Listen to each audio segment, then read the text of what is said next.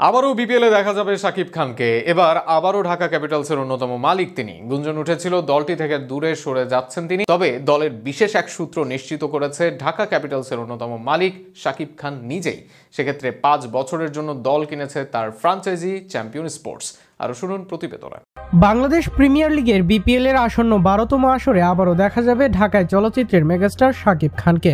ঢাকা ক্যাপিটালসের মালিকানায় আছেন তিনি। গেল মৌসুমে প্রথমবারের মতো দলটির সহমালিক হিসেবে টুর্নামেন্টে অংশ নেন তিনি, যা দেশের ক্রিকেট ও বিনোদন প্রেমী দর্শকদের মধ্যে ব্যাপক আলোচনার জন্ম দিয়েছে।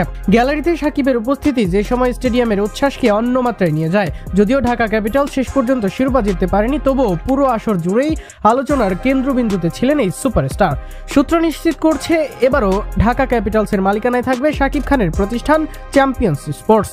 একই সূত্র স্পোর্টস টাইমসকে জানিয়েছে প্রতিষ্ঠানটির 20% মালিকানা শাকিব খানের হাতে, যা তাকে ফ্র্যাঞ্চাইজিটির অন্যতম মুখ্য অংশীদার করে তুলেছে।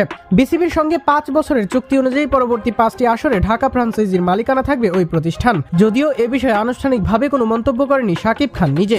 প্রথম আসরে অভিজ্ঞতা থেকে শিক্ষা নিয়ে এবার আরও শক্তিশালী স্কোয়াড গঠনের উদ্যোগ নিয়েছেন তিনি। জানা গিয়েছে দেশীয় বিদেশি তারকা ক্রিকেটারদের নিয়ে ব্যালেন্স দল তৈরির চেষ্টা চলছে, যাতে ঢাকা আবারও শিরোপার দৌড়ে শক্ত প্রতিদ্বন্দ্বী হয়ে উঠতে পারে। আগামী 19 ডিসেম্বর 2025 থেকে শুরু হতে যাচ্ছে বিপিএল এর 12তম আসর। এবারে অংশ নিচ্ছে 5টি ফ্র্যাঞ্চাইজি, ঢাকা, রংপুর, চট্টগ্রাম, রাজশাহী ও সিলেট। বাদ পড়ছে খুলনা ও বরিশাল। প্লেয়ার্স ড্রাফট অনুষ্ঠিত হবে 17 নভেম্বর, আর টুর্নামেন্টের ফাইনাল নির্ধারিত 16 জানুয়ারি 2026 তারিখ। বর্তমানে দলগুলোর মালিকানায় Dhaka champion sports, Rangpur Togi sports, Chattogram triangle services, Rajshahi Nabil group এবং সিলেট ক্রিকেট উইথ সামি। রূপালী পর্দায় দীর্ঘদিনের আধিপত্যের পর এবার মাঠের খেলায়ও নিজের উপস্থিতি জানান দিচ্ছেন ঢালিউডের কিং খান। পরপর দ্বিতীয়বার বিপিএল এর দল কিনে নতুন এক উত্তেজনা ছড়িয়ে দিয়েছেন ক্রিকেট প্রেমী ও সিনেমা প্রেমী ভক্তদের মাঝে।